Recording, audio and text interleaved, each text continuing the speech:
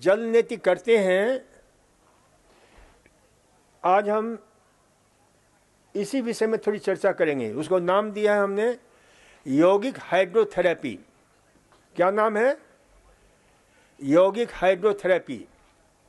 और ये थेरेपी आप घर पर भी जाकर कर सकते हैं, जिसमें एलिफेंटाइन एक्शन है, फेलाइन एक्शन है, नेजल वॉशिंग है, क्लीनिंग लाइक कॉन्च है, जिसको संघ प्रक्षालन करते हैं, जिनको वो कुंजर क्रिया बोलते हैं, जिनको बागी क्रिया बोलते हैं, जिनको जल नेति क्रिया बोलते हैं। तो ये 6 महत्वपूर्ण हमारे यौगिक हाइड्रोथेरेपी का जो है प्रयोग है, जो बहुत ही चमत्कारिक प्रयोग है। तो अच्छी तरह सुन लो।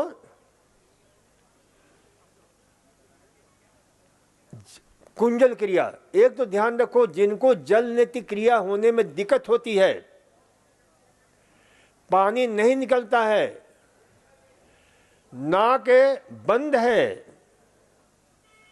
उनके लिए एक सहज प्रयोग में बताता हूं कि पहले आप कुंजल क्रिया करो। कुंजल यानी हाथी, कुंजर शब्द है, उसका भ्रंश है कुंजल, एलिफेंटाइन, एलिफेंट। तो ये हाथी को आपने देखा होगा कि ये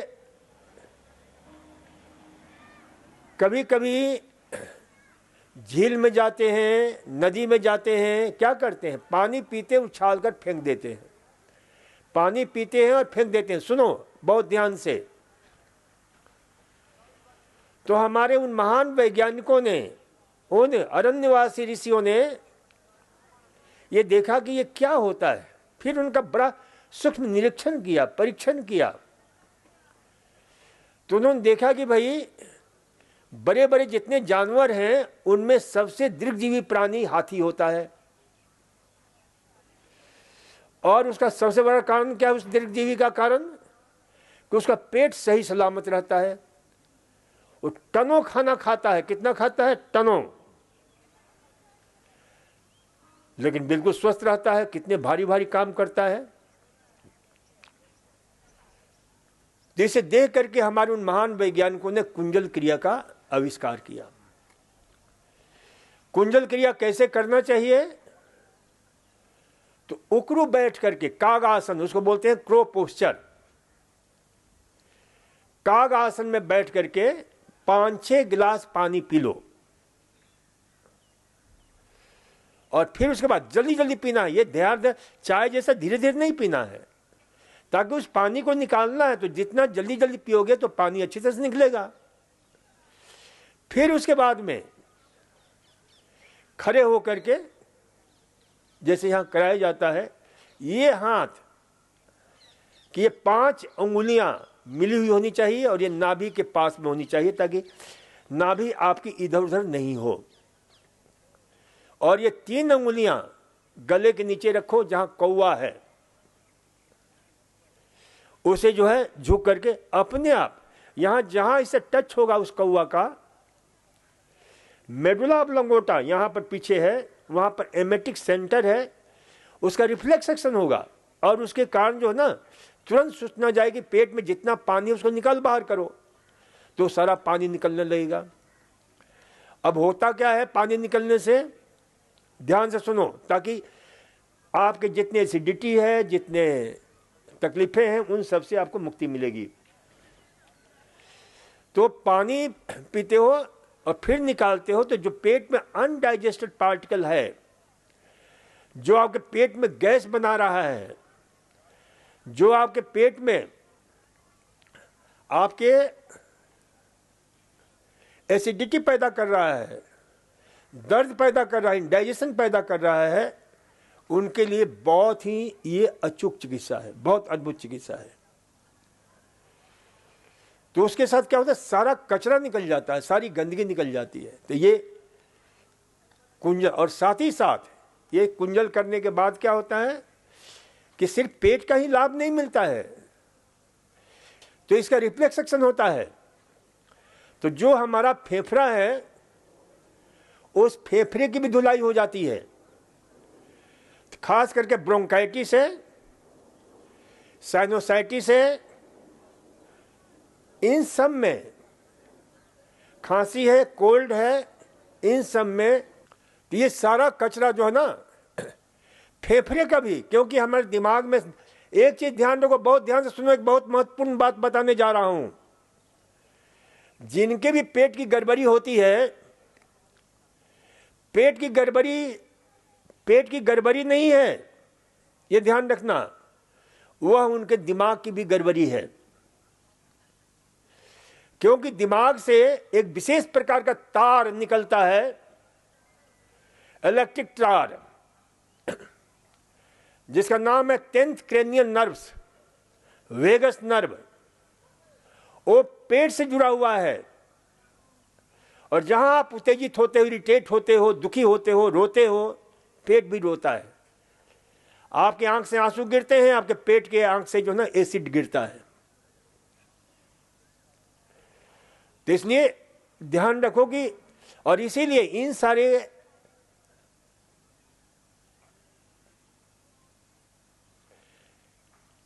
सब के कारण IBS, irritable bowel syndrome, inflammatory bowel disease, IBD, ये बहुत सारी बीमारियां पैदा हो रही हैं। इनको क्या बोलते हैं? Crohn disease. ये 3 ऐसी बीमारियां हैं जो जबरदस्त बीमारी है, और फिर ये बढ़ता है तो अल्सरेटिव कोलाइटिस होता है। तो इसलिए अपने मस्तिष्क को भी ठीक करना बहुत जरूरी है। तो कुंजल क्रिया ध्यान रखो कि पेट की बीमारी के साथ साथ हमारे छाती यानी फेफड़े की बीमारी को भी ठीक करता है। तो ये ध्यान रखा करो कि कुंजल क्रिया, किसी प्रकार का पेट दर्द हो, इनडाइजेशन हो, उन सब में बहुत उपयोगी होता है। खांसी हो, जुकाम हो, बहुत उपयोगी होता है। देखो, कई एग्जाम्पल हम देते हैं कि अभी मैं इस क्षेत्र में आया ही था, 4-5 साल हुए थे, करीब 1975-76 की बात है। मैं उन दोनों बोधगया में एक फ्रांस की संस्था थी, उसके साथ हम काम कर रहे थे, गांव में जाकर गरीब लोगों के बीच में। तो एक बच्ची लाई गई जो कई दिनों से उसको पेट में दर्द था, और उसको हमने मात्र कुंजल क्रिया कराया, और मैं कहा कि 6-7 दिन अब तू कर ले। फिर उसके बाद कई साल के बाद उसका मिलना हुआ, उसके बाद उसका दर्द फिर हुआ ही नहीं। कि कुंजल क्रिया का कमाल होता है। अब हमारे बच्चे अब तो बड़े हो गए, सबकी शादी हो गई, हमें उन्हें कहना ही नहीं पड़ता था क्या इलाज लेना है। वो खुद जो है ना, जहाँ कहीं खांसी हुआ, जहाँ कुछ हुआ, तुरंत वो पानी पी करके, कभी गर्म पानी में पैर रख करके कुंजल करते हैं, ठीक हो जाते। तो ये तरीके छोटे छोटे हैं लेकिन बहुत अद्भुत है, क्योंकि यह हमारे उन महान मनुष्यों की, तपस्वियों की, अरण्यवासी ऋषियों की बहुत बड़ी देन है। लेकिन ध्यान रखना, कुंजल क्रिया वे लोग नहीं करेंगे जिनको हाइपरटेंशन है, जिनको जो है blood pressure, malignant blood pressure है, अल्सर है, अल्सरेटिव कोलाइटिस है, आपके किडनी प्रॉब्लम है, उन लोगों के लिए कुंजल क्रिया नहीं है। तो इसे ध्यान रखें।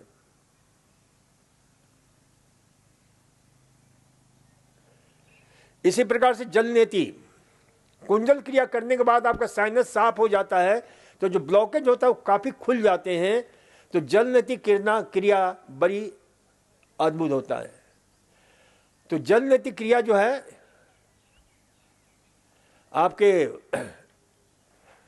उन लोगों के लिए बहुत उपयोगी है जिनको क्रोनिक साइनोसाइटिस है, रिनाइटिस है, डिप्रेशन है, क्योंकि इससे हमारा सेंट्रल नर्वस सिस्टम से लेकर के ऑटोनॉमिक नर्वस सिस्टम सभी सुंदर ढंग से प्रभावित होते हैं।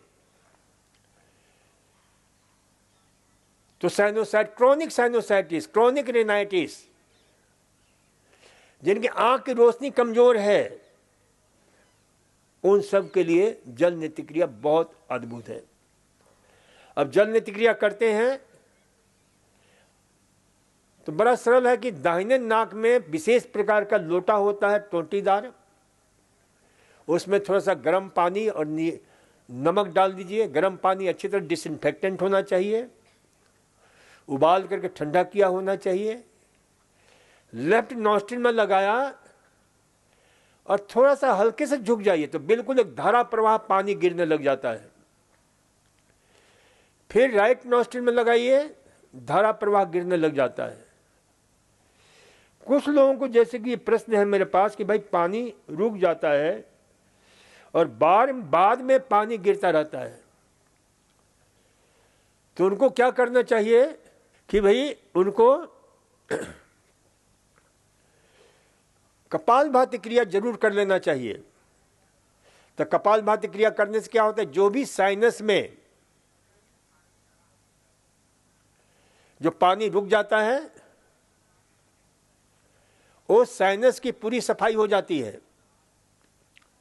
तो कम से कम 100-150 बार कपालभाति क्रिया कर लेंगे तो कोई दिक्कत नहीं। उसके बाद नाक में हो सके, सबसे बढ़िया है जिनको बार बार बरसों से जुकाम होता रहता है, छूटता नहीं है, उनके लिए यह है कि भाई सरसों का तेल सबसे बढ़िया रहता है। सरसों का तेल नाक में लीजिए, उंगली से बोर करके नाक में लगाकर खूब जोर से खींचिए और खींच करके फिर दूसरे नाक से खींचिए और जो तेल हाथ में लग जाता है उसको अच्छी तरह से ये करके और चेहरे पर अच्छी तरह से चेहरे की मालिश कर लीजिए, जिससे 2 लाभ मिलेगा। मैं रोज करता हूं इसलिए आपको बता रहा हूं कि आपकी कितनी भयंकर पुरानी से पुरानी साइनस क्यों ना हो, बार बार जुकाम क्यों ना हो, कोल्ड वायरस क्यों ना हो, राइनो वायरस क्यों ना हो, उन सब को ये जो है ना दूर करता है। क्योंकि सरसों के तेल में एक खास प्रकार का एंटीबैक्टीरियल, एंटीवायरल, एंटी फंगल एक विशेष प्रकार का प्रकृति ने उसमें ऐसे दवाइयां भर रखी है जिसका नाम है AIT, एलाइल आइसोथायोसाइनेट। अब ये एलाइल आइसोथायोसाइनेट पुराना से पुराना आपका जुकाम है उन सब के विषाणुओं को नष्ट करता है। और जल नीति का एक बहुत ही अद्भुत प्रयोग मैं बता रहा हूं कि अभी कोविड-19 आई और कोविड-19 में अमेरिका की एक महिला, उसे कोविड हो गया, उसने सारे अखबारों में, सारे जर्नल्स में, टीवी पर आया कि उसने जल नीति प्रयोग किया, कोई उसका दुष्प्रभाव नहीं हुआ। तो ये जो ना कोविड से बचने के लिए भी जल नीति और सरसों का तेल का नीति, स्नेह नीति इसको बोलते हैं, मस्टर्ड स्नेह नीति,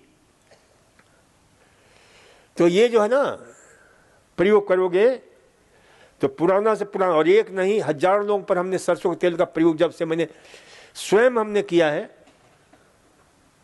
तो इसका जो है ना अद्भुत लाभ दिख रहा है। इतना ही नहीं, कल एक प्रश्न था मेरे पास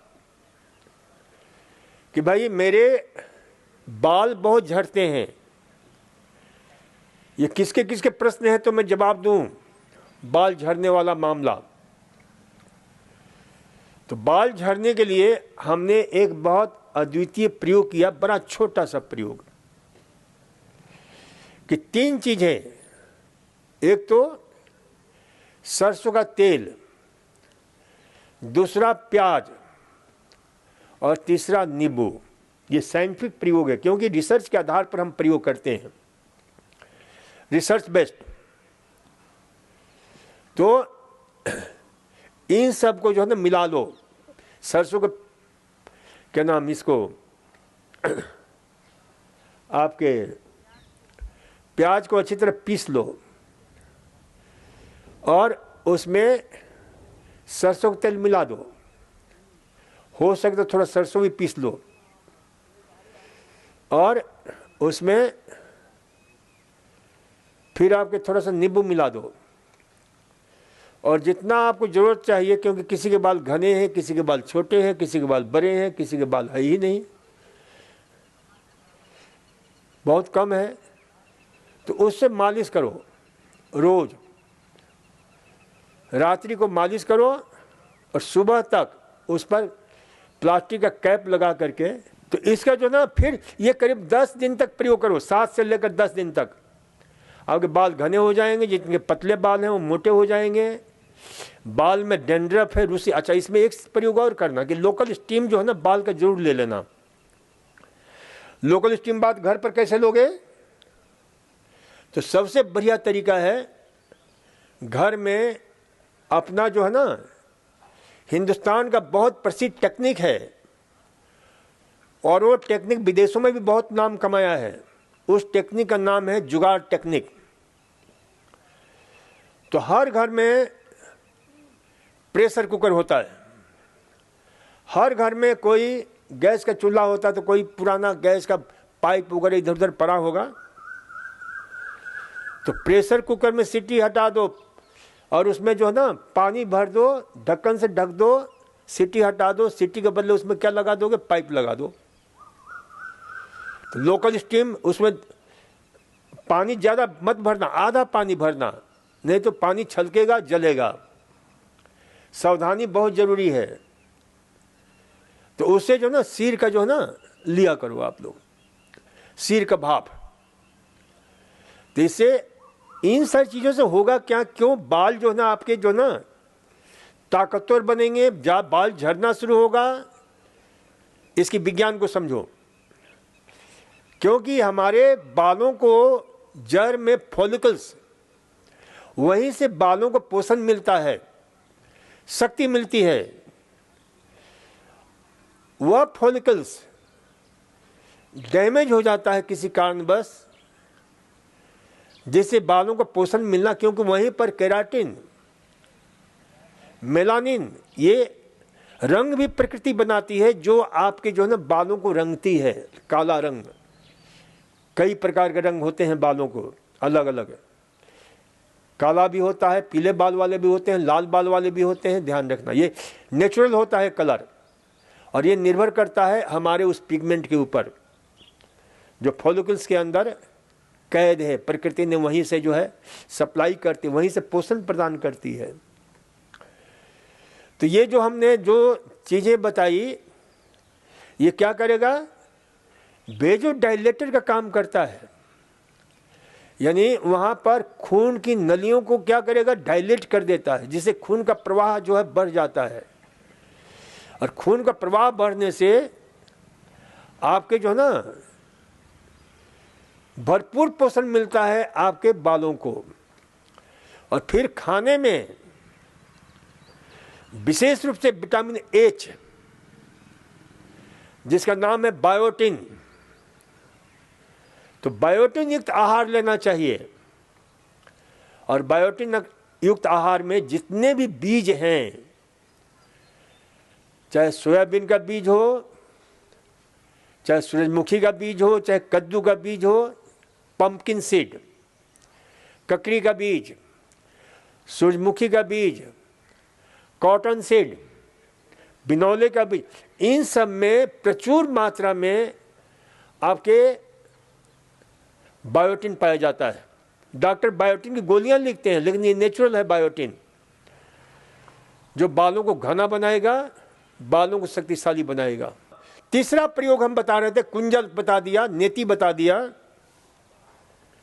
बागी क्रिया, फेलाइन एक्शन।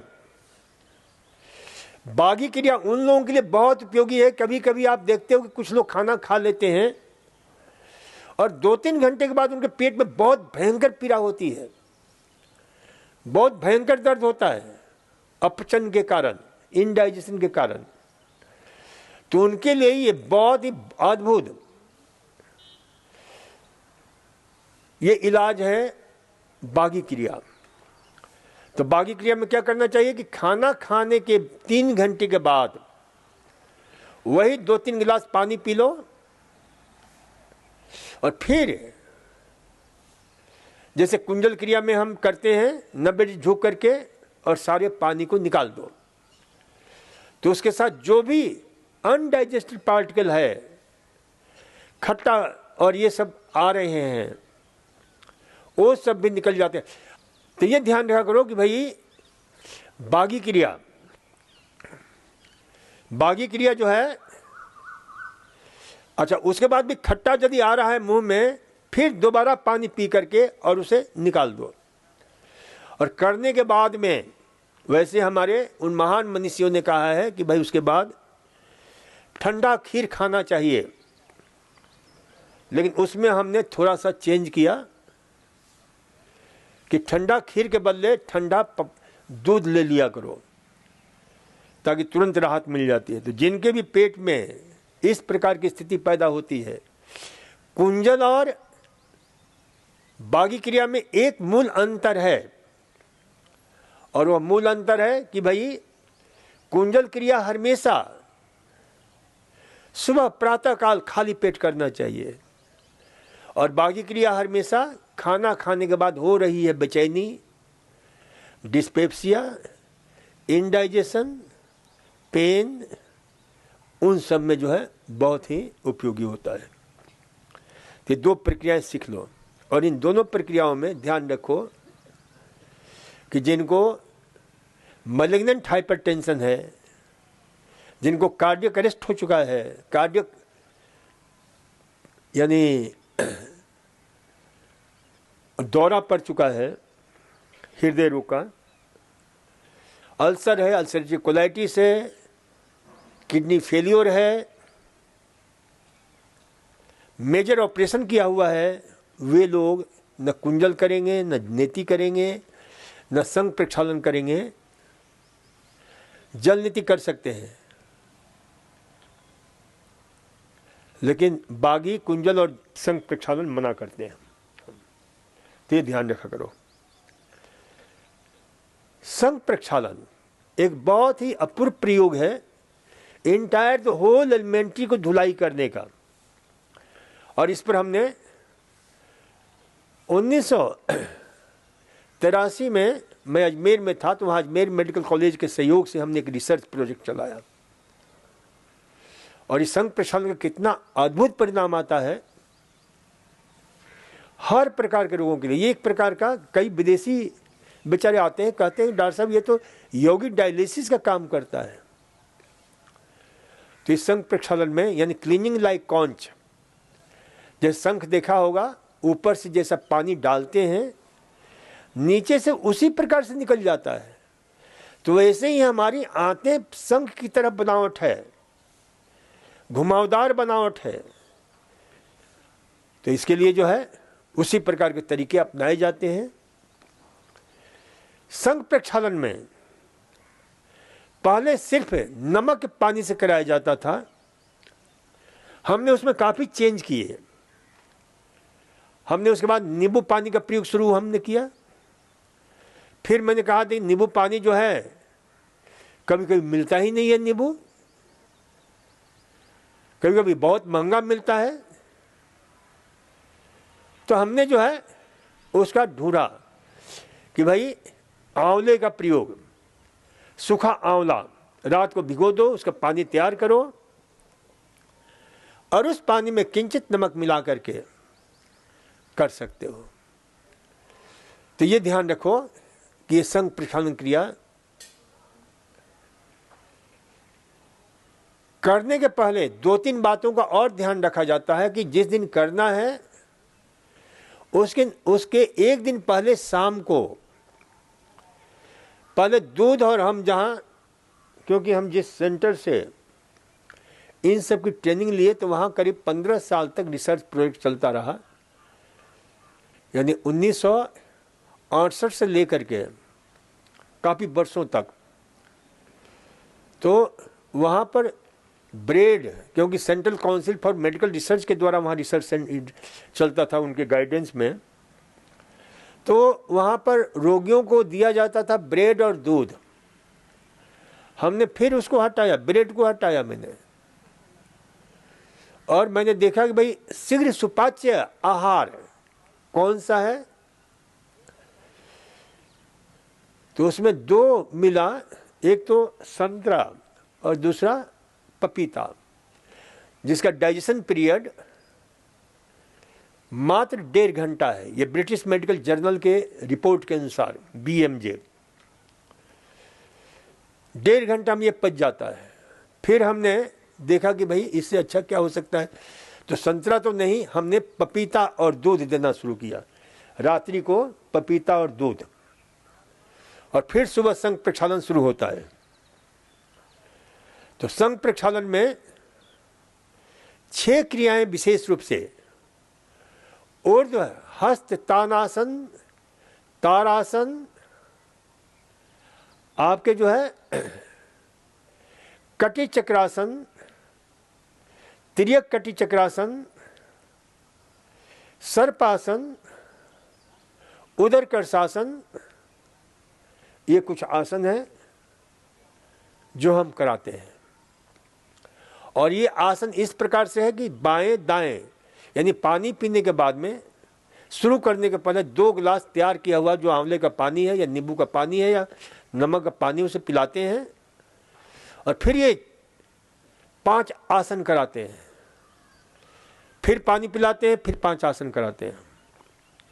तो इनका बहुत जबरदस्त लाभ मिलता है कि जो भी किसी प्रकार के पेट में गड़बड़ी है, बाएं दाएं चारों तरफ, यानी 30 से 35 फीट लंबा जो हमारा एलिमेंट्री कैनाल है, जो डाइजेस्टिव सिस्टम के जो नाला है, उन सब की धुलाई हो जाती है। इसके अतिरिक्त जो इसे पाचन संस्थान से जुड़े हुए अन्य अंग हैं, जैसे लीवर है, जो पैंक्रियास है, तो इन सब की भी अच्छी तरह से सफाई, धुलाई, मसाज हो जाता है इस प्रयोग में।